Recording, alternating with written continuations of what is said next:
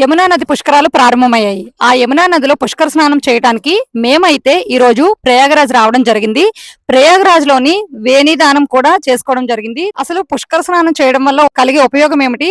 పుష్కరుడు అంటే ఎవరు? అసలు ఈ పుష్కరాలప్పుడు ఏ గ్రహం మనకి అనుకూలతనిస్తుంది అనే విషయాన్ని కూడా ఈ వీడియోలో మనం చూద్దాం. దేవగురు అయినటువంటి బృహస్పతి ఒక్కొక్క రాశిలో ప్రవేశించేటప్పుడు ఒక్కొక్క రాశికి సంబంధించినటువంటి నదుల ఆధారంగా వాటికి పుష్కరాలు అనేవి ఏర్పడతాయి. ఇది జ్యోతిష శాస్త్రానికి గురుగ్రహానికి పుష్కరాలకి ఉన్నటువంటి సంబంధంగా చెప్పొచ్చు. అసలు పుష్కరాలు ఎందుకు వస్తున్నాయి? పుష్కరుడు అంటే ఎవరు? దానికి సంబంధించిన విషయాన్ని మనం ఇక్కడ చూద్దాం. తుందిలుడు అనేటటువంటి ఒక ముని ఘోరమైన తపస్సుని పరమశివుని కోసం చేశారు. అప్పుడు సాక్షాత్తు శివుడు ప్రత్యక్షమై అతనికి ఏ వరం కావాలి అని అడగ్గా అతను జలతత్వ సిద్ధిని కలిగినటువంటి శరీరాన్ని ఆయనకి ప్రాప్తించమని కోరారు. అంటే నీటిలో ఉండి అందరికీ మంచి చేసేటటువంటి జీవాన్ని పోసే శక్తి ఆయనకి కావాలి అని ఆ తుందులుడు కోరగా సాక్షాత్తు పరమశివుడు ఆయనకి చక్కటి వరాన్ని ప్రసాదించారు. అందుకోసం అతనికి పుష్కరుడు అనే పేరును కూడా స్వామి అనుగ్రహించడం జరిగింది. పుష్కరించుట అంటే పోషించుట అని చెప్పేసి మనకి సంస్కృత భాషలో అర్థం తెలుస్తోంది.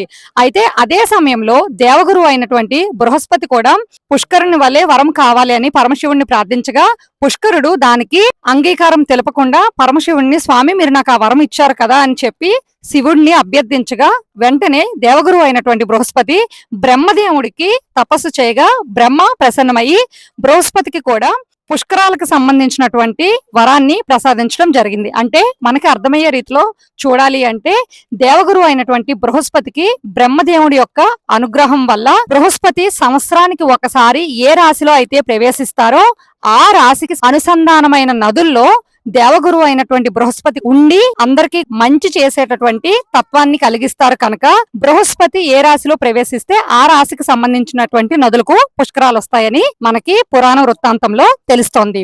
కనుక దాని సందర్భంగా ఈ సంవత్సరం కర్కాటక రాశిలో దేవగురు అయినటువంటి బృహస్పతి ప్రవేశించడం ద్వారా ఈ పుష్కర స్నానాలు ఆచరించడం వల్ల పితృలోకాల్లో మన పితృలు కూడా స్వర్గ మార్గాన్ని పొందుతారని, ఎటువంటి శాపాలున్నా అవన్నీ తొలగి మన వంశాలు అభివృద్ధి చెందుతాయని, ఆయుర ఆరోగ్యాలు వృద్ధి చెందుతాయని మన శాస్త్రాలు తెలియజేస్తున్నాయి. పుష్కరాల్లో ప్రారంభమైనటువంటి మొదటి 12 రోజులను ఆది పుష్కరాలు అని, చివరి 12 రోజుల్ని అంత్య పుష్కరాలు అని చెప్పి మన శాస్త్రం తెలియచేయడం జరిగింది.